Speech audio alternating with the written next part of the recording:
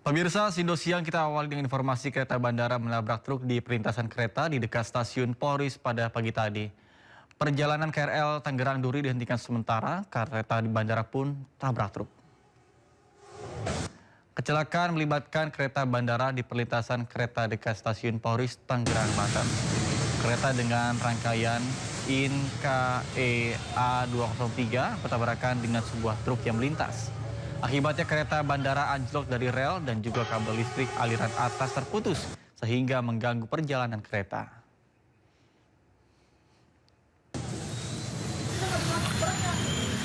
Kecelakaan membuat rangkaian kereta keluar jalur. Selain itu, lalu lintas di sekitaran lokasi pun macet. Banyak warga mendekat untuk melihat situasi terkini di lokasi ini. Kecelakaan ini juga membuat jadwal kereta KRL komuter lain menjadi terganggu.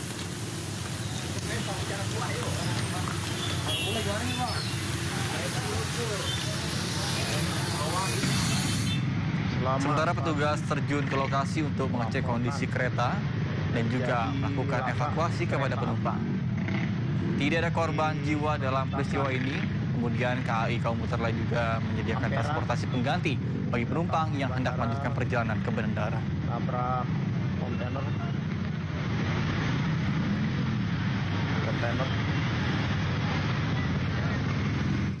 PT KAI Komuter Lain juga memohon maaf atas peristiwa yang terjadi dan akan melanjutkan perjalanan jika kondisi sudah kembali aman.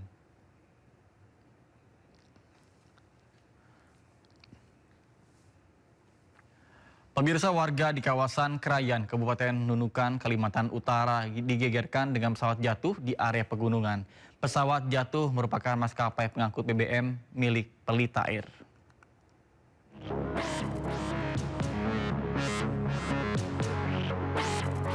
Warga di Kecamatan Krayan Barat, Kabupaten Nunukan, Kalimantan Utara digegerkan dengan dugaan pesawat jatuh. Dari video amatir, seorang warga melihat sebuah pesawat kecil yang diduga mengangkut BBM jatuh di area pegunungan. Kejadian ini mengakibatkan kepulan asap hitam membumbung tinggi di area puncak pegunungan yang diduga menjadi lokasi jatuhnya pesawat. Ya, kemungkinan masalah minyak yang kita lihat mutar tadi. Pulang mungkin dia mau cari agak terang kan, mutar dia. Ya. Susi apa Pertamina? Siap. Yang Susi masih mutar, kita nggak tahu. Oke. Badan pesawat pada pukul 13.25 menit. Puing-puing pesawat ditemukan di Gunung Pak Ramayo, dataran tinggi Krayan, Nunukan, Kalimantan Utara. Pesawat merupakan pesawat pengangkut BBM jenis Air Tractor 802 milik maskapai Pelita Air. Bisa kita jajang. Pada pukul 14.33 local time, tim SAR gabungan menemukan pesawat terbakar dan satu korban ditemukan meninggal dunia dalam kereta terbakar. Selanjutnya korban dievakuasi oleh tim SAR gabungan di Lombawan menuju ke Rumah Sakit Pratama Lombawan. Seluruh badan pesawat dilaporkan hangus terbakar. Akibat insiden ini, pilot pesawat atas nama Kapten Hendrik Lodewijk dinyatakan meninggal dunia. Dari Nunukan, Kalimantan Utara, Tim Liputan, A-News melaporkan. Kita diterjang puting beliung atap bangunan tempat parkir di Klaten, Jawa Tengah ambruk. 3 orang yang sedang berteduh pun terluka.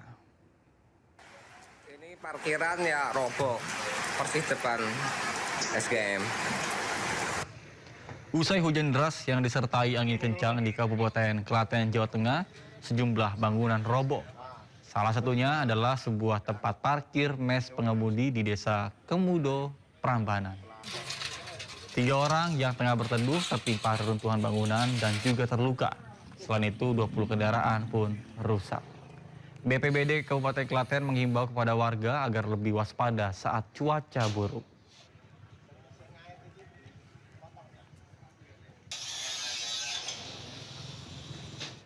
Pemirsa, hujan deras yang mengguyur sejak tadi malam membuat sejumlah lokasi di Ciledug Raya. Banjir merendam Pondok Marta, Tangerang, Banten. Ketinggian air yang mencapai lebih dari 30 cm membuat aktivitas warga menjadi terhambat.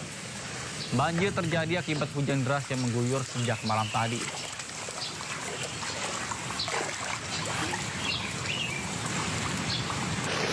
Ya, selain itu juga banjir merendam rumah warga di Komplek Patal Ciledug. Hujan deras yang mengguyur sejak tadi malam membuat ketinggian air terus bertambah. Bahkan warga pun tidak bisa beraktivitas seperti biasa.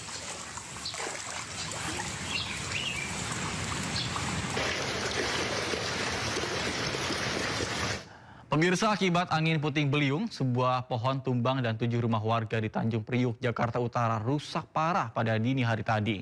Selain merusak rumah warga, atap yang terbuat dari material baja ringan juga terhempas hingga menutup ruas jalan warga.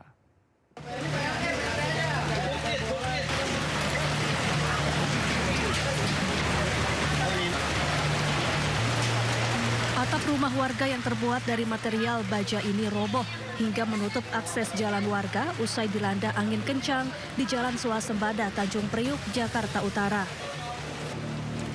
Kejadian ini tak menimbulkan korban luka maupun jiwa. Selain itu, pohon nangka setinggi 7 meter tumbang dan menimpa rumah warga akibat angin kencang. Petugas BPBD, PPSU, dan Sudin Pertamanan langsung mendatangi lokasi untuk melakukan pemangkasan pohon tumbang dan pemotongan atap baja ringan yang roboh. Akibat peristiwa ini, 7 rumah warga rusak parah. Oke, pohon dulu baru baja ringan inilah. Oke. Baru pada terbang. Ada yang ke sana kena juga 2 warga di situ bocor atapnya. Ada 7 rumah. Ya. Nah ini kalau asbes yang ini nih dari mana nih Bang? Dari kontrakan seberang itu. Kontrakan itu berarti atas semua kehempas Bang ya? Iya, kempas 1 rumah doang enggak tuh. Saat ini proses pemotongan masih dilakukan agar aktivitas warga yang melintasi jalan tidak terganggu. Dari Jakarta, Miftahul Gani, iNews melaporkan. Pemirsa, hujan sepanjang malam hingga pagi ini menyebabkan Jalan dan Mogot Cengkareng, Jakarta Barat terendam banjir setinggi 50 cm. Bahkan banjir karena luapan kali Bukefart menghambat para pengendara motor yang akan berangkat kerja pada pagi ini.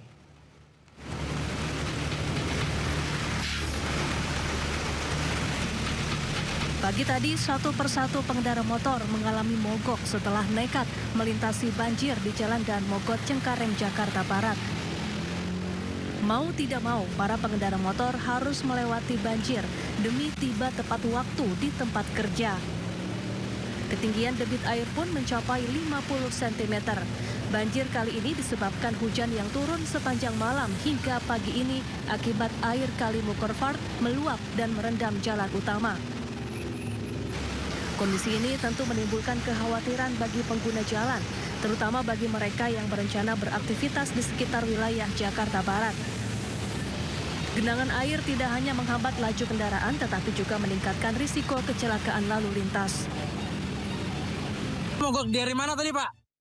Dari Jembatan Gantung Pak. Jembatan Gantung, berapa ketinggiannya Pak tadi Pak? Hampir 50 cm. 50 cm. Ini berapa meter Bapak ini dorong ini Pak? Kalau enggak jatuh. Oh. Pak, di sini sering banjir nggak sih Pak? Iya, sering banjir. Kalau banjir kayak gini susah Pak? Enggak. Jalan dan Mogot dari arah Pesing menuju Cengkareng masih padat dilalui kendaraan roda 2 dan roda 4. Warga pun diimbau berhati-hati dengan mengurangi kecepatan. Hingga kini petugas dari Suku Dinas Sumber Daya Air berjibaku mengatur arus lalu lintas dan menyedot banjir. Dari Jakarta, Miftahul Gani, iNews melaporkan. Pemirsa, derasnya aliran anak kali Pesanggerahan membuat tembok pembatas saluran air di Jalan Swadharma Raya Pesanggerahan, Jakarta Selatan jebol hingga membanjiri akses jalan. Pemirsa, beginilah kondisi Jalan Swadharma Raya Pesanggerahan, Jakarta Selatan pada Jumat pagi. Ruas jalan penghubung Kecamatan Kembangan dan juga Pesanggerahan ini tidak bisa dilalui kendaraan roda 2 dan juga 4 akibat tergenang banjir setinggi 80 cm. Bahkan banjir di ruas jalan ini terjadi akibat jebolnya tembok pembatas aliran anak kali Pesanggerahan yang mengalami kenaikan debit air imbas hujan deras yang melanda sejak Kamis malam. Untuk mengurangi debit air, petugas Sudin Tata Air telah menyalakan pompa air statis yang disiagakan di lokasi. Para pengguna jalan sebaiknya menghindari ruas jalan Swadharma Raya dan juga mencari jalan alternatif lainnya. roda 4, roda 2 juga nggak bisa, Pak. Untuk sementara. Ini ditutup sama warga nih berarti? Ya, warga yang tutup dan tim dari PPSU, SDA. Buat informasi masyarakat. Ya. Kalau mau lewat sini nanti dialihkan kemana, Bang? Dialihkan ke lewat Jalan Haji Ridi, Pak. Sebelah sini, Pak. Nanti tembusnya ke arah... Pemirsa, hujan deras yang mengguyur Jakarta dan sekitarnya sejak dini hari telah menyebabkan genangan air yang signifikan di sejumlah wilayah. Kemudian salah satu wilayah yang titiknya terparah terdampak adalah Jalan Dan Mogot, Jakarta Barat. Dan untuk mengetahui situasi di sana, kami telah terhubung dengan rekan kami Salam Pulungan dan juru kamera Damar Wicaksono. Baik, selamat siang Salam. Silakan dengan laporan Anda.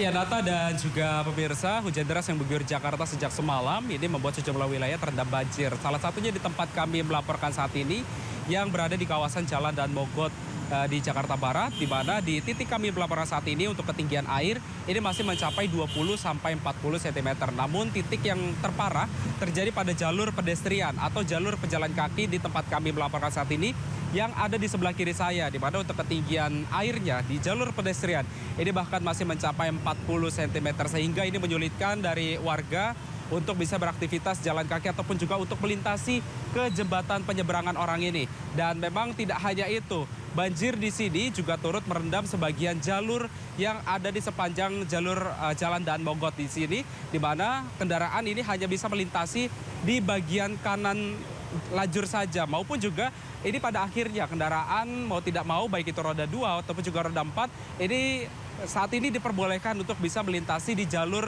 halte Transjakarta, karena memang seperti yang terlihat di layar televisi Anda, ini antrian panjang kendaraan juga terjadi akibat terjadinya adanya banjir yang terjadi sejak pagi hari tadi, di mana kemacetan ini terjadi karena memang membuat lalu lintas ini menjadi terhambat akibat adanya banjir, sehingga kendaraan mau tidak mau ini dialihkan ataupun juga diperbolehkan untuk bisa melintas di jalur busway dan juga untuk lajur sebelah kanan saja yang bisa dilintasi. Sementara itu dapat kami informasikan juga, Nata dan juga pemirsa, di belakang saya ini juga terdapat adanya sejumlah petugas dari petugas suku dinas sumber daya air Jakarta Barat yang saat ini tengah melakukan upaya pemompaan air untuk nantinya dialirkan ke Kali Pesing yang ada di sebelah kiri saya. Bahkan bisa kita lihat sendiri ya, Nata dan juga pemirsa, bahwa untuk aliran dari Kali Pesing sendiri ini bahkan kondisinya sudah jauh lebih tinggi dibandingkan dengan kondisi yang ada di tempat kami melaporkan saat ini, sehingga ini juga turut memperparah dari adanya banjir yang memang sudah terjadi sejak pagi hari tadi. Dan ini juga bukan kali pertama banjir terjadi di Dan Mogot, melainkan juga sudah sering kali terjadi. Dan memang dari upaya yang dilakukan oleh pemerintah sendiri memang sudah menyiapkan terkait dengan adanya pompa stasioner yang diharapkan ini bisa memompa air sebanyak 7.000 liter. Namun memang hingga saat ini dari upaya tersebut juga nampaknya belum bisa mengurangi adanya terjadinya banjir yang ada di Jalan Dan Mogot Jakarta Barat ini. Dan memang dari upaya pemerintah nantinya juga tidak lain, rencananya akan membuat flyover dari Pesing hingga ke Dan Mogot yang memang dicanangkan akan sepanjang 2 km untuk nantinya warga tidak kembali ataupun juga tidak menerjang banjir yang ada di Jalan Dan Mogot Jakarta Barat ini. Nata. Baik, terima kasih Salam Pulungan dan juga juru kamera Damar Wicaksono melaporkan langsung dari kawasan Dan Mogot Jakarta Barat. Selamat bertugas kembali dan salam sehat. Ke informasi lainnya pemirsa, seorang bocah perempuan kelas 6 SD di Balemo Gorontalo. Kita ke informasi lainnya pemirsa, maksud kami aksi pencurian mobil milik seorang biduan di Jepara, Jawa Tengah terekam CCTV. Tidak lama setelah kejadian itu, 2 pelaku berhasil dibekuk petugas.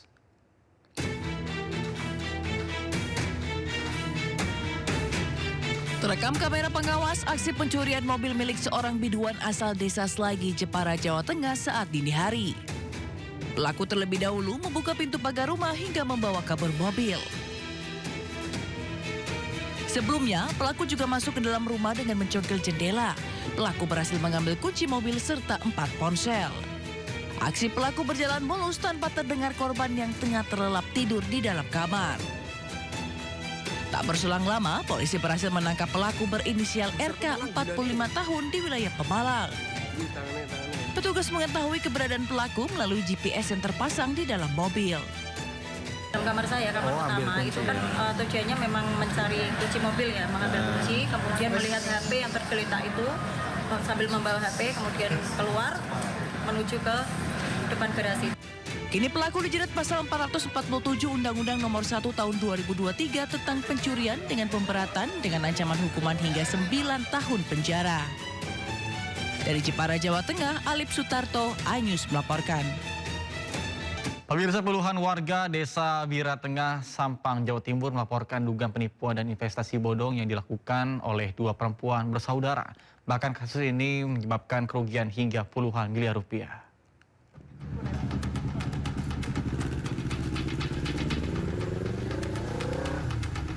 Puluhan warga desa Bira Tengah, Sampang, Jawa Timur mendatangi Polres Sampang untuk melaporkan dugaan penipuan berkedok investasi bodong. Dalam laporan tersebut, warga menyebut ada dua terduga pelaku bersaudara berinisial R dan K. 123 orang menjadi korban dengan total kerugian ditaksir mencapai 23 miliar rupiah.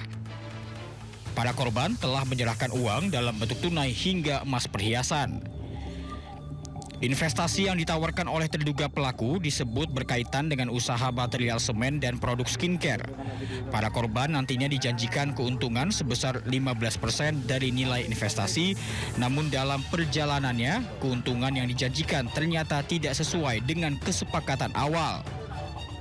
Adiknya, di mana Rohma ini menawarkan investasi kepada para korban terkait investasi semen, juga terkait investasi skincare, yang mana dari para korban sudah menyerahkan uang kalau di total sekitar 23 miliar.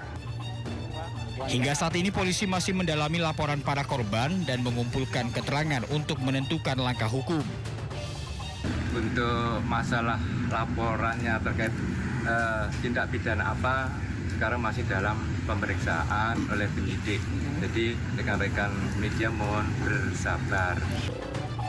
Pihak korban sebelumnya telah menempuh upaya mediasi dengan keluarga terlapor. Namun upaya tersebut tidak membuahkan hasil sehingga korban memilih menempuh jalur hukum. Dari Sampang, Jawa Timur, Fatur Rahman, iNews melaporkan. Pemirsa, seekor buaya peliharaan berukuran 3 meter lebih di Pasuruan, Jawa Timur dievakuasi damkar usai pemiliknya meninggal dunia. Bahkan buaya ini dipindahkan karena tidak ada yang mengurus dan juga dikhawatirkan akan membahayakan warga.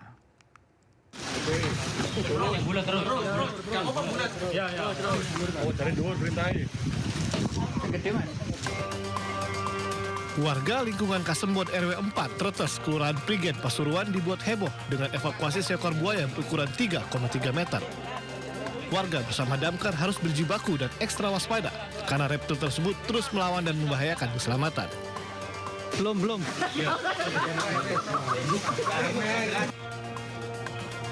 Buaya besar ini diketahui merupakan peliharaan salah satu warga sejak tahun 90-an. Seiring berjalannya waktu, buaya yang dipelihara dari anakan terus berkembang biak hingga ukurannya mencapai 3,3 meter. Setelah pemiliknya meninggal, pihak keluarga mengaku sudah tidak mampu mengurus dan memberikan makan lagi. Hasil laporan dari warga minta melakukan evakuasi buaya. Tim damkar bersama-sama dengan KKP juga dengan Taman Safari melakukan evakuasi buaya sekitar panjangnya 3,3 meter di daerah Prigen. Seluruh rangkaian evakuasi dilakukan dengan pengamanan ketat. Kini buaya tersebut dipindahkan ke Taman Safari Prigen. Dari Pasuruan, Jawa Timur, Jaka Samudra, iNews melaporkan. Terima kasih Anda masih bersama kami di Sindo Siang bersama saya Nata Arman. Pemirsa, Dr. Richard Lee menyelesaikan pemeriksaannya di Polda Metro Jaya pada Kamis malam. Proses pemeriksaan Richard Lee menghabiskan waktu hingga 12 jam.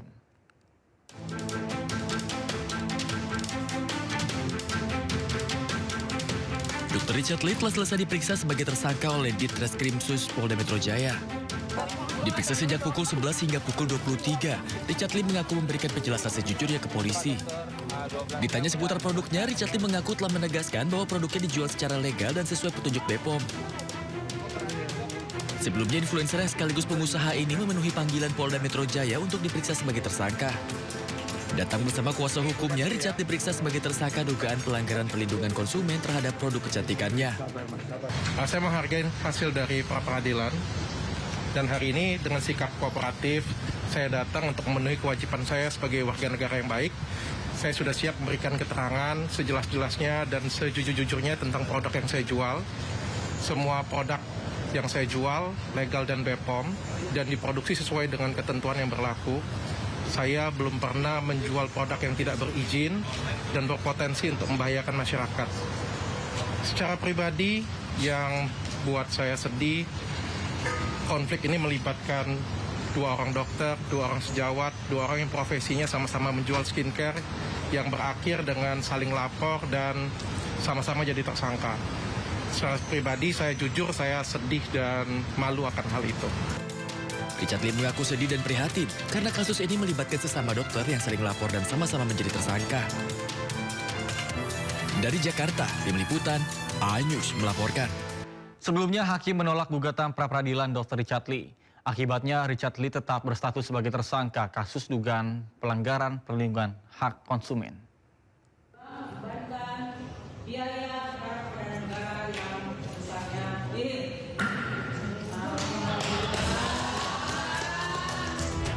Majelis Hakim Pengadilan Negeri Jakarta Selatan telah memutus gugatan pra-peradilan yang dilayangkan Richard Lee. Gugatan itu dilayangkan sang dokter kecantikan Richard Lee karena keberatan dijadikan tersangka dalam kasus dugaan pelanggaran perlindungan hak konsumen yang dilaporkan dokter detektif atau Doktif ke Polda Metro Jaya. Suasana sidang yang dihadiri Samira Farahnas atau Doktif selaku pelapor pun mendadak riuh.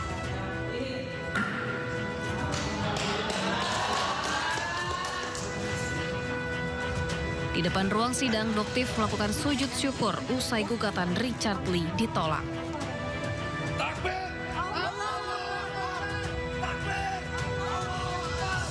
Doktif pun kembali mengungkap fakta baru mengenai dugaan Richard Lee yang ingin menawarkan uang damai kepada pihaknya selaku pelapor. Berapapun itu tidak akan bisa mengganti kerugian masyarakat. Tujuannya dokter di sini mengganti uang masyarakat. Jika kerugian masyarakat 200 miliar dan yang diberikan hanya 50 miliar, 150 miliar itu dokter cari dari mana? Ya, seperti itu. Masa dokter yang kerja untuk mengembalikan uang masyarakat gitu. Jadi kembalikan sesuai dengan apa yang sudah kamu ambil. Di akhir, Doktif berharap Richard Lee kooperatif dalam menjalani proses hukum atas laporannya. Ia bahkan kembali mendesak polisi untuk segera menahan Richard Lee mengingat gugatan pra-peradilan sudah ditolak. Tim Liputan iNews melaporkan. Informasi lainnya pemirsa, ex tersangka kasus fitnah ijazah Jokowi, Egy Sujana dan juga Damai Hari Lubis melaporkan Ahmad Khozinuddin ke Polda Metro Jaya. Egy mengaku tersinggung dituding pengkhianat oleh Roy Suryo karena menemui Jokowi di Solo. Egy Sujana kembali menyinggung soal laporannya ke Polda Metro Jaya terkait dengan dugaan fitnah dan pencemaran nama baik oleh Roy Suryo. Sebelumnya, Egy dan juga Damai Lubis melaporkan Roy Suryo dan Ahmad Khozinuddin karena merasa disindir oleh ucapan Roy soal kehilangan 2 tuyul. Menurutnya, Roy harus menjelaskan maksud kalimat membeli, sehingga tidak termasuk dalam fitnah dan juga pencemaran nama baik. Anak jidatnya aja, sok-sok jago, sok-sok merasa benar bahwa saya produk Solo dan katanya harus dibatalkan. Apa haknya dia gitu? Ya, itu yang pertama. Yang kedua, lebih parah lagi. Joko Widodo telah membeli pejuang menjadi penjilat atau apa namanya itu pengkhianat, telah membeli. Ada diksi kata membeli. Menurut hukum, berapa jual belinya? Transaksinya di mana? Berapa besar saya dibeli? Nah, kalau dia tidak menjelaskan dengan jelas, maka itu namanya fitnah dan pencemaran nama baik. Pemirsa, belum 6 bulan menjalani sanksi, Ahmad Sahroni kembali ditetapkan sebagai pimpinan Komisi 3 DPR RI. Sahroni menggantikan Rudi Mase yang mundur dari Partai Nasdem.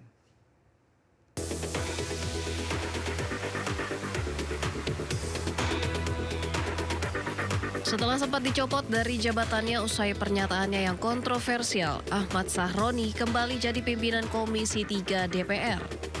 Ahmad Sahroni dilantik sebagai Wakil Ketua Komisi 3 DPR bidang hukum, HAM, dan keamanan. DPR RI menetapkan Ahmad Sahroni sebagai Wakil Ketua Komisi 3 DPR RI, menggantikan posisi Rusdi Mase yang resmi mengundurkan diri dari Partai Nasdem dan DPR RI. Pak Ketua dan teman-teman, rasanya aneh kalau kenalan lagi ya. Dan terima kasih buat pimpinan MKD yang telah menyidangkan saya. Dan mudah-mudahan saya menjadi lebih baik ke depannya. Terima kasih. Sebelumnya, Mahkamah Kehormatan Dewan menjatuhkan sanksi kepada Sahroni berupa penonaktifan sebagai anggota DPR selama 6 bulan sejak November 2025. Tim Liputan iNews melaporkan. Pemirsa, Presiden Amerika Serikat Donald Trump membuka langsung pembukaan KTT Dewan Perdamaian atau Board of Peace di Washington DC. Dalam momen tersebut, Trump secara khusus memuji kepemimpinan Presiden Republik Indonesia Prabowo Subianto dan juga menyebut tidak berani melawannya.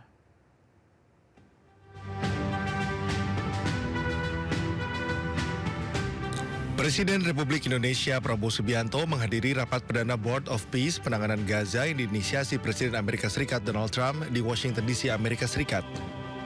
Kehadiran Indonesia menegaskan peran aktif dalam upaya gencatan senjata, stabilisasi keamanan, dan rekonstruksi di jalur Gaza. Rapat perdana Board of Peace atau BOP merupakan implementasi awal dari piagam Dewan Perdamaian yang diluncurkan untuk menangani secara khusus krisis Gaza melalui kerjasama negara-negara anggota. Forum ini dipimpin langsung oleh Presiden Amerika Serikat Donald Trump sebagai ketua dan melibatkan negara anggota serta observer. Dalam sambutannya, Trump menyempatkan diri memperkenalkan satu persatu anggota BOP dengan menyebutkan nama-nama kepala negara. Di momen ini pun ia menyapa Presiden Prabowo Subianto yang ia sebut sebagai sosok gigih hingga Trump mengaku enggan melawannya. A man that I really like a lot he's definitely tough. I don't want to fight him. President Prabowo of Indonesia, thank you very much. Please, this is a big guy. I tell you, I said, how many people in Indonesia? He said like 240 million. I said, no, say it again. How many? It's a big country you have. And you do a great job and respected by everybody. And thank you very much for being here. Thank you very much, Mr. President. Partisipasi Indonesia dalam Board of Peace juga dimaksudkan untuk memastikan proses rekonstruksi dan stabilisasi keamanan berjalan inklusif, transparan, dan selaras dengan prinsip hukum internasional serta aspirasi rakyat Palestina. Dari Washington DC, Amerika Serikat, Aya Nufus, iNews melaporkan. Presiden Prabowo Subianto menegaskan peran sentral Indonesia dalam upaya mewujudkan perdamaian di Gaza, Palestina. Prabowo menyampaikan sejumlah poin dalam pidatonya di KTT Dewan Perdamaian di Washington DC, Amerika Serikat. President Trump, distinguished delegates, Indonesia from the first day that we studied President Trump's 20-point plan, we completely agree and we are fully committed to this plan, and that is why we joined the Board of Peace. We are committed to its success. We know there will be a lot of obstacles, there will be a lot of difficulties, but we are very optimistic with the leadership of President Trump. This vision of real peace will be achieved. There will be problems, but we will prevail. We will achieve our dream of peace in Palestine, peace, a lasting and peaceful solution for the Palestinian problem and in Gaza. The achievements of the ceasefire is real. We commend this, and therefore we reaffirm our commitment to contribute significant number of troops, up to 8,000 or more if necessary. We are prepared to contribute the troops to take part actively in the International Stabilization Force to make this peace work. Pemirsa, Ketua DPR Puan Maharani bela Presiden Prabowo Subianto yang hadir di KTT Dewan Perdamaian atau Board of Peace bentukan Presiden Amerika Serikat Donald Trump. Puan tekankan Indonesia dalam posisi bebas aktif. Ya, yang pertama, bagaimana kemudian posisi kita Indonesia tetap bisa sejalan dengan posisi bebas aktif. Kemudian tentu saja kehadiran Presiden di situ untuk tetap mendukung kemerdekaan Palestina. Bagaimana dan seperti apa, saya rasa Presiden sudah memiliki visi, dan sudah jelas posisi kita, dan Presiden juga sudah menyatakan Indonesia tetap dalam posisi politik bebas aktif, namun tetap mendukung kemerdekaan Palestina sampai Palestina merdeka. Pemirsa, Menteri Luar Negeri Sugiono menghadiri Dewan Keamanan PBB. Dalam kesempatan tersebut, Sugiono pun menegaskan komitmen Indonesia untuk mengawal perdamaian di Palestina. Pertemuan Dewan Keamanan PBB digelar di New York, Amerika Serikat. Berbicara di depan perwakilan negara-negara anggota Dewan Keamanan, Menteri Luar Negeri Indonesia Sugiono tegaskan komitmen Indonesia untuk kawal perdamaian di Palestina. Menteri Luar Negeri Sugiono juga tegaskan Indonesia terus mendorong solusi dua negara dan pentingnya kepatuhan terhadap hukum internasional, piagam PBB, dan juga resolusi yang telah disepakati.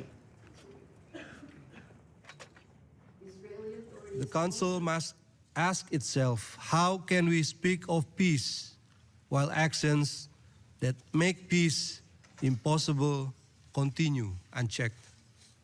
Madam President, Indonesia remains convinced that a just and lasting peace can only be achieved through the two-state solution based on internationally agreed parameters.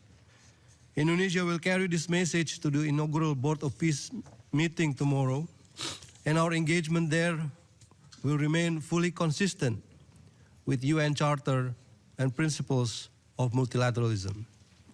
And together with the Group of 8, Indonesia will continue to support efforts that strengthen the integrity of the current peace framework. Madam President, as the holy month of Ramadan begins, the Palestinian people deserve more than the pauses in violence. They deserve protection, dignity.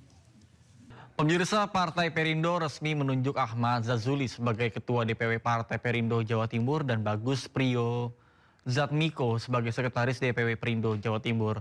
Penunjukan keduanya untuk memperkuat struktur pengurus organisasi serta mempersiapkan diri menghadapi tahun politik 2029 mendatang. DPP Partai Perindo mempercayakan Ahmad Zazuli sebagai Ketua DPW Partai Perindo Jawa Timur dan Bagus Priyozatmiko sebagai Sekretaris DPW Perindo Jawa Timur. Kepercayaan itu ditandai dengan pemberian surat keputusan atau SK yang diserahkan oleh Sekjen Partai Perindo Ferry Kurnia Rizkiansyah di kantor DPP Partai Perindo Menteng, Jakarta Pusat. Dengan penyerahan SK ini, Partai Perindo berharap seluruh pengurus di daerah segera melakukan konsolidasi internal dan menyiapkan strategi pemenangan, program, dan kegiatan Partai Perindo yang menyentuh langsung ke masyarakat. Dan kita berharap kita punya target-target elektoral yang memang juga penting untuk dikuatkan dan juga untuk diraih pada pemilu 2029, sehingga yang harus juga diupayakan dari sekarang, ini tidak ada lagi waktu untuk istirahat, untuk kita terus berpacu bagaimana proses penguatan kelembagaan dan bagaimana penguatan-penguatan untuk proses pemenangan ke depan. Amanah ini bagi kami amanah yang cukup luar biasa, sehingga kami harus ekstra untuk melakukan penataan kembali kelembagaan maupun tugas-tugas kepartaian yang harus kami laksanakan untuk persiapan di 2029 nanti. Melalui kader-kader terbaiknya, partai yang dipimpin Ketua Umum Angela Tano Sudibyo ini juga berkomitmen akan terus hadir memberikan kontribusi nyata bagi kesejahteraan masyarakat Indonesia. Dari Jakarta, Bagus Prasetya Adi, Hoirudin, iNews melaporkan. Terima kasih Anda masih bersama kami di Sindo Siang bersama saya Nata Arman. Pemirsa, kereta bandara menabrak truk di perlintasan kereta di dekat stasiun Polri pagi tadi. Perjalanan KRL Tangerang Duri dihentikan sementara. Kereta bandara tabrak truk. Kecelakaan melibatkan kereta bandara di perlintasan kereta dekat stasiun Polri Tangerang, Banten. Kereta dengan rangka Inka EA203 bertabrakan dengan sebuah truk yang melintas. Akibatnya kereta bandara anjlok dari rel dan kabel listrik aliran atas terputus sehingga mengganggu perjalanan kereta.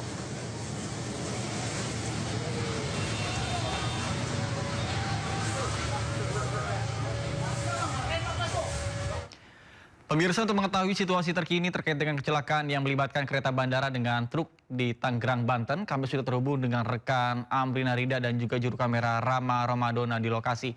Baik, selamat siang Amrina. Bagaimana situasi terkini di sana? Silakan dengan laporan Anda. Iya Nata dan juga pemirsa, untuk proses evakuasi dari gerbong kereta bandara yang sempat mengalami kecelakaan dengan truk kontainer di area stasiun Polri Tangerang, Banten, ini hingga saat ini masih terus berlangsung, dan kalau kami pantau di titik kami melaporkan saat ini masih dilakukan adanya evakuasi oleh petugas. Juru kamera kami Rama Romadona akan memperlihatkan bagaimana situasi terkini dari gerbong kereta yang sempat terlibat kecelakaan dengan truk kontainer. Kita lihat sekarang Nata bahwa ada puluhan petugas dari KAI Bandara yang diterjunkan untuk bisa pada akhirnya nanti mengevakuasi gerbong dari kereta yang terlibat kecelakaan. Dan kalau kita lihat di area bodi ataupun juga badan dari gerbong kereta yang mengalami kecelakaan, ini adalah gerbong pertama, dan kita lihat di area badannya ini sudah ada beberapa bagian yang penyok, dan juga di area jendela ini terlihat ada kaca-kaca jendela yang pecah dan tentunya sudah tidak beraturan. Informasi yang kami dapatkan memang petugas masih terus melakukan proses evakuasi dikarenakan untuk gerbong kereta yang mengalami kecelakaan ini sekarang keluar dari jalur rel kereta sehingga dibutuhkan ada banyak petugas untuk nantinya bisa mengevakuasi. Dan evakuasi tidak hanya dilakukan untuk bisa menyingkirkan ataupun juga mengamankan bodi dari gerbong kereta, namun juga dari pihak petugas menggunakan alat berat untuk mengevakuasi badan dari truk kontainer yang tadi terlibat kecelakaan dengan gerbong kereta ini. Kalau kita lihat masih ada bagian belakang dari truk kontainer yang masih berada di area samping rel kereta, dan kurang lebih sudah selama 1 jam begitu ya dari pihak petugas menggunakan kontainer ini mencoba untuk melepaskan satu persatu bagian dari truk kontainer tersebut untuk nantinya diamankan, karena untuk ukuran dari truk kontainer ini pun juga cukup besar sehingga tidak bisa diangkat secara langsung ataupun juga secara utuh. Informasi yang kami dapatkan juga akibat dari adanya kecelakaan gerbong kereta dengan truk kontainer ini adalah ada sejumlah relasi kereta dari jalur Duri menuju ke Tangerang yang pada akhirnya hanya bisa sampai ke stasiun Rawabuaya saja, Nata dan juga pemirsa. Dan untuk keberangkatan KRL dari stasiun Tangerang ini dibatalkan untuk sementara. Tidak hanya itu, untuk keberangkatan dari kereta bandara hingga siang ini pun informasinya juga dibatalkan. Dari pihak KAI Bandara ini mengumumkan bahwa mereka akan memberikan refund 100% bagi para penumpang kereta bandara yang terdampak. Dan tentunya kalau kita lihat juga bahwa hingga saat ini kondisi rel kereta masih belum mungkin untuk bisa dilewati oleh kereta KRL ataupun juga kereta bandara. Kita harapkan agar proses evakuasi ini berlangsung secepatnya sehingga nanti masyarakat yang akan menggunakan kereta bandara ataupun juga menggunakan KRL dapat melakukan aktivitas dengan normal. Sementara demikian kembali ke Anda, Nata. Baik, terima kasih Amrina Rida dan juga juru kamera Rama Romadona melaporkan langsung dari kawasan Tangerang, Banten. Selamat bertugas kembali dan salam sehat. Informasi lainnya pemirsa, Barreskrim Polri menggeledah rumah di Surabaya, Jawa Timur terkait dengan dugaan tindak pidana pencucian uang dari praktik tambang emas ilegal di Kalimantan Barat. Penggeledahan dilakukan sejak pagi hingga dengan malam di sejumlah ruangan rumah di kawasan Tampo Mas, Surabaya. Perkara ini merupakan pengembangan kasus tambang emas ilegal di Kalimantan Barat. Selain Surabaya, penyidik juga menggeledah 2 lokasi lainnya di Kabupaten Nganjuk, Jawa Timur. Hasilnya 4 box kontainer barang bukti disita berupa dokumen bukti elektronik, uang, serta emas batangan. Penyidikan berawal dari analisis transaksi yang mencurigakan oleh PPATK. Akumulasi transaksi diduga mencapai 25,8 triliun rupiah. upaya paksa penggeledahan yang kita lakukan pada hari ini adalah dalam rangka mencari dan mengumpulkan alat bukti yang dengan alat bukti itu membuat terang tindak pidana terjadi dan menemukan tersangkanya. Selain Surabaya sama Nganjuk, apakah ada lokasi lain juga? Jadi pada hari ini ada 3 lokasi yang dilakukan penggeledahan. 1 lokasi tempat tinggal di Surabaya ini, kemudian yang ada 2 lokasi lainnya di Kabupaten Nganjuk. Salah satu adalah toko emas dan satu satunya adalah tempat tinggal. Ya. Jumlah saksinya bertambah lagi yang diperiksa dari 37 apakah bertambah sampai hari ini tadi? Sampai saat ini 37 dan proses penyidikan masih terus berlangsung rekan-rekan sekalian untuk mencari dan mengumpulkan alat bukti yang dengan bukti itu atau alat bukti itu membuat terang tindak pidana terjadi dan menemukan tersangkanya. Pemirsa, jadi tersangka dugaan penyalahgunaan narkoba dengan barang bukti 1 koper narkotika, Ex-Kapolres Bima Kota AKBP Didik terancam dipecat tidak hormat. Bahkan AKBP Didik menjalani sidang Komisi Kode Etik Divisi Propam Polri.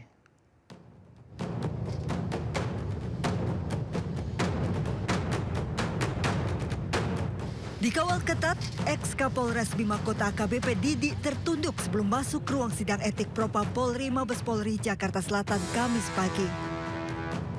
Sidang etik berlangsung tertutup namun Kompolnas diundang untuk mengawasi sidang. Kompolnas menilai AKBP Didik berpotensi dipecat tidak hormat. Kalau lihat dari pola kasus, dari karakter kasusnya, potensi untuk PTDH sangat besar.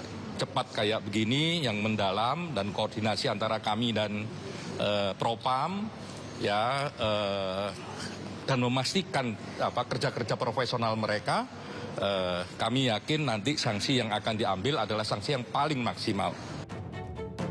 Selain sidang etik, proses pidana kasus ini juga ditangani Bareskrim Polri.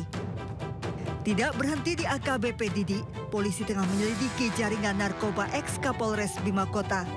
Tak main-main, sebagai Kapolres Bima Kota AKBP Didik menyimpan 1 koper narkoba di rumah bawahannya Aibda Dianita. Dalam koper ditemukan 49 butir ekstasi, sabu, obat penenang, dan pil Happy Five. Ditetapkan tersangka penyalahgunaan narkoba ex-Kapolres Bima Kota AKBP Didik terancam 20 tahun penjara dan denda 2 miliar rupiah. Dari Jakarta, Tim Liputan iNews melaporkan. Pemirsa, Badan Narkotika Nasional merekomendasikan pelanggaran rokok elektrik atau vape seperti yang telah diterapkan di sejumlah negara. Rekomendasi ini disampaikan menyusul temuan indikasi kuat penyalahgunaan narkotika melalui perangkat tersebut.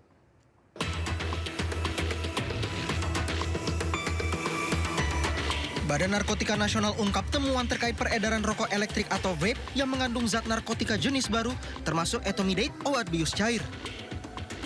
Dari hasil temuan BNN, vape menjadi salah satu media penyalahgunaan narkoba berdasarkan hasil uji sampel terhadap ratusan produk. Peredaran vape berisi etomidate atau obat bius sangat berbahaya karena penggunaannya sulit terdeteksi. Terkait hal itu, BNN berencana mengajukan rekomendasi pelarangan vape secara menyeluruh. Penyalahgunaan narkoba di dalam media vape itu memang sudah dalam tahap yang sangat membahayakan. Jadi kami memang memberikan rekomendasi agar vape pada akhirnya adalah dilakukan pelarangan seperti negara-negara yang lain. Vape tanpa narkoba maupun dengan narkoba itu juga sama bahayanya. Sebelumnya BNN telah memeriksa 438 sampel cairan vape dalam beberapa hari terakhir. Hasilnya 23,97% diantaranya positif mengandung narkoba. Dari Jakarta, Amri Narida, Jemi Jasin, iNews melaporkan. Pemirsa, meskipun mengandung zat kimia berbahaya, banyak masyarakat sepelekan dampak negatif penggunaan rokok elektrik. Lantas apa saja dampak negatif rokok elektrik bagi tubuh, dan berikut informasinya untuk Anda.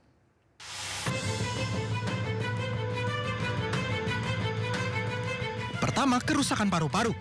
Zat yang menyebabkan penyakit popcorn lung atau bronchiolitis obliterans adalah diasetil. Zat yang sering ditambahkan dalam cairan rokok elektrik beraroma untuk meningkatkan rasa. Kedua, asam lemak masuk ke paru-paru.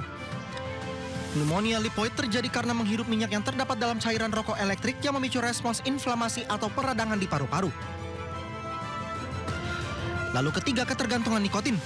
Nikotin memicu pelepasan dopamin, hormon senang di otak, sehingga pengguna ingin terus menggunakannya. Keempat, pengaruhi perilaku dan kesehatan mental. Ketika seseorang kecanduan pada nikotin dan coba berhenti menggunakannya, tubuh dan otak mereka harus terbiasa untuk tidak memiliki nikotin. Hal ini dapat berdampak pada suasana hati dan perilaku seseorang. Kelima, mempengaruhi kesehatan gigi dan gusi. Paparan aerosol pada rokok elektrik dapat membuat permukaan gigi lebih rentan terhadap perkembangan bakteri. Dan keenam, risiko kanker. Meski rokok elektrik tidak mengandung tar seperti rokok konvensional, uap rokok elektrik mengandung zat kimia berbahaya yang dapat meningkatkan risiko kanker.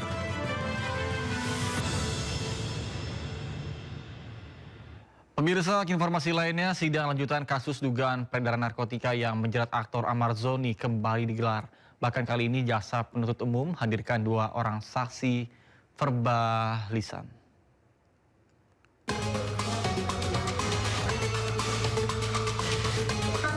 Sidang lanjutan kasus dugaan peredaran narkotika dengan terdakwa aktor Ahmad Zoni kembali digelar di Pengadilan Negeri Jakarta Pusat. Dalam agenda pemeriksaan saksi verbalisan, jaksa penuntut umum menghadirkan 2 orang saksi, yakni pelaksana harian Kepala Kesatuan Pengamanan Rutan serta pendamping keamanan. Keduanya dimintai keterangan terkait proses pembuatan berita acara pemeriksaan. Kuasa hukum Ahmad Zoni menilai kehadiran 2 saksi tersebut tidak sesuai dengan berkas BAP. Kan kita udah menolak saksi ini karena kan nggak ada di BAP, di berkas nggak ada, ya kan? Pernyataan itu ya kan, ya yang dibuat itu, ya kan pasti sebenarnya kan ada yang memang akan diterangkan oleh Amar, nanti kita bikin di tanggapan di pledoi kita, karena ya kalau keterangan itu kan ya kan dalam posisi Amar kan ya memang dalam keadaan tidak baik-baik saja kan. Di hadapan majelis hakim, terdakwa Ahmad Zoni membantah sejumlah pernyataan saksi. Ia mengaku mengalami pemukulan saat proses pemeriksaan dan dimintai uang sebesar 300 juta rupiah oleh oknum dari Polsek Cempaka Putih. Hal ini dibuktikan melalui secari kertas yang ia serahkan kepada majelis hakim yang disebut berisi tangkapan layar percakapan permintaan uang tersebut. Selain itu, terdakwa menjelaskan terkait foto barang bukti berupa tas atau pouch yang menurutnya janggal. Yang kalau masalah yang clutch itu tadi, clutch bag tadi itu memang lucu sekali gitu loh, keadaannya di saat kita sehabis diinterogasi, dihabis penganiayaan dari oknum kepolisian Polsek gitu kan. Nah setelah itu kami difoto gitu loh. Nah difoto dan di situ kan bisa dilihat sendiri fotonya ada 5 orang, dari situ saya disuruh pegang tas itu gitu. Harusnya kalau memang fotonya rame-rame dan itu memang punya saya, barang saya atau apapun, ya harusnya saya pegang betul-betul. Tapi kalau ini keadaannya kayak akan-akan memang saya disuruh untuk megang tas itu gitu. Rencananya sidang akan kembali digelar pekan depan dengan agenda pemeriksaan saksi dari kubu Ahmad Zoni. Dari Jakarta, Salam Pulungan, Rama Romadona, iNews melaporkan.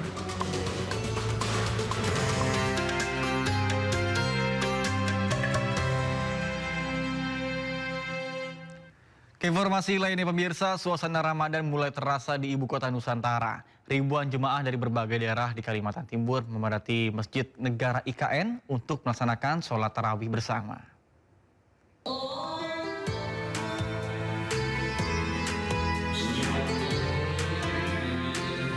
Ratusan jemaah dari berbagai wilayah di sekitar IKN hingga Balikpapan dan Samarinda memadati area masjid sejak usai sholat Isya.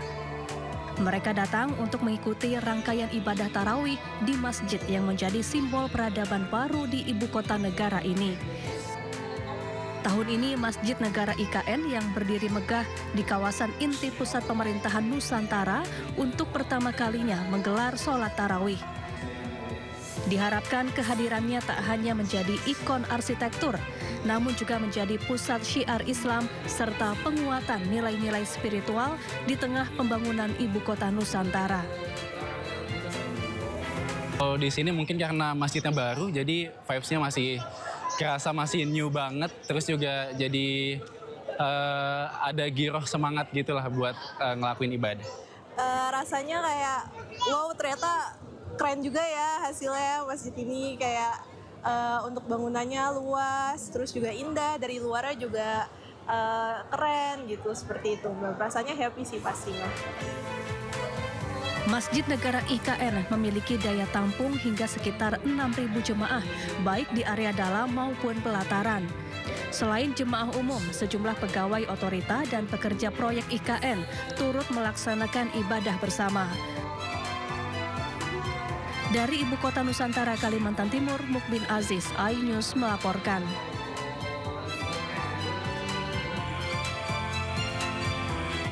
Pemirsa, Ramadan di Aceh tidak hanya menjadi momen mengingatkan ibadah, tetapi juga saat di mana tradisi turun-temurun pun hidup di tengah masyarakat. Salah satunya adalah kudapan lemang, hidangan khas Aceh yang selalu hadir untuk diburu saat waktu berbuka puasa.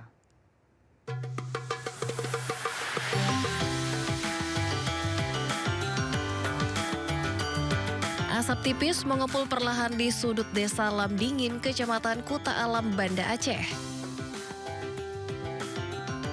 Aroma khas bambu terbakar bercampur santan yang matang menguat di udara dan menggoda siapa saja yang melintas. Di sebuah lapak sederhana, deretan bambu tersusun rapi di atas bara api. Dan di sanalah lemang diproses dengan cara tradisional yang tak berubah sejak dulu. Adonan lemang dimasukkan ke dalam ruas bambu yang telah dilapisi daun pisang, lalu dibakar perlahan di atas bara. Di bulan Ramadan, permintaan meningkat drastis hingga bisa menggunakan ratusan bambu untuk memasak lemang. Penyajian lemang pun beragam. Ada yang menikmatinya dengan selai srikaya, durian, hingga rendang daging megang, hidangan khas Aceh. Untuk bulan puasa biasa 3 varian. Ada lemang hitam, lemang putih, lemang ubi.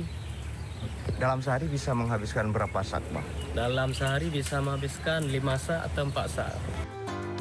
Harga lemang bervariasi mulai dari Rp30.000 hingga Rp130.000 per bambu. Di tengah gempuran makanan modern, lemang tetap bertahan. Lemang bukan hanya kudapan berbuka, tetapi simbol kebersamaan dan pengikat kenangan yang menghubungkan keluarga dan tetangga dalam momen sederhana. Dari Banda Aceh, Syukri Syarifuddin, iNews melaporkan. Pemirsa, buka puasa identik dengan minuman dingin segar bercita rasa manis seperti es dawet misalnya. Di Sidoarjo, Jawa Timur ada jajanan es dawet bakeran dan salah satu kuliner minuman legendaris yang dikenal sejak tahun 1955. Menggunakan bahan baku tepung sagu, es dawet bakeran banyak dicari oleh warga saat bulan puasa.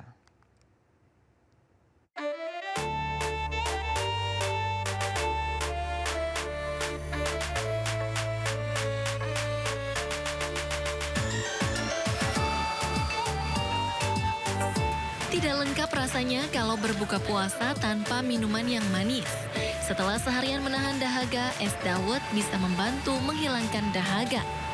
Di Sidoarjo, Jawa Timur ada es dawet yang sudah terkenal sejak tahun 1955, bernama es dawet bakeran. Es dawet khas Sidoarjo ini berbahan dasar tepung sagu.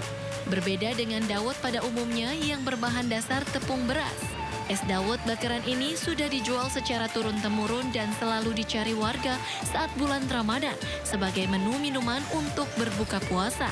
Es dawet bakeran dijual dalam bentuk 2 kemasan, plastik dan gelas plastik yang dijual dengan harga Rp5.000 hingga Rp6.000 per porsi. Bakeran itu nama dari kakek. Jadi kalau orang Sidoarjo pasti nyebutnya dawetnya Pak Bakeran. Nama itu yang dipakai. Keuntungannya dari bahan dasarnya dawetnya itu kita pakai tepung sagu. Kalau yang lain kan biasanya tepung beras, tepung kanji, kalau kita pakai tepung sagu. Ada 3 varian rasa yang dapat dinikmati dari es dawet bakeran ini. Di antaranya rasa gula aren, pandan, dan rasa original. Karena rasanya yang khas dan legendaris, pembeli es dawet bakeran ini tidak hanya berasal dari Sidoarjo saja, namun banyak yang berasal dari luar kota Sidoarjo seperti Surabaya, Gresik, Mojokerto, hingga Pasuruan. Sering Pak, karena sudah langganan ya dari sejak lama sekali. Rasanya itu enak, terus nggak berubah dari yang dulu sampai sekarang, tetap. Untuk mendapatkan es dawet bakeran ini, pengunjung hanya bisa datang mulai jam 7 pagi hingga jam 2 siang. Karena setelah jam 2 siang, es dawet bakeran ini biasanya telah habis terjual. Dari Sidoarjo, Jawa Timur, Pramono Putra, iNews melaporkan.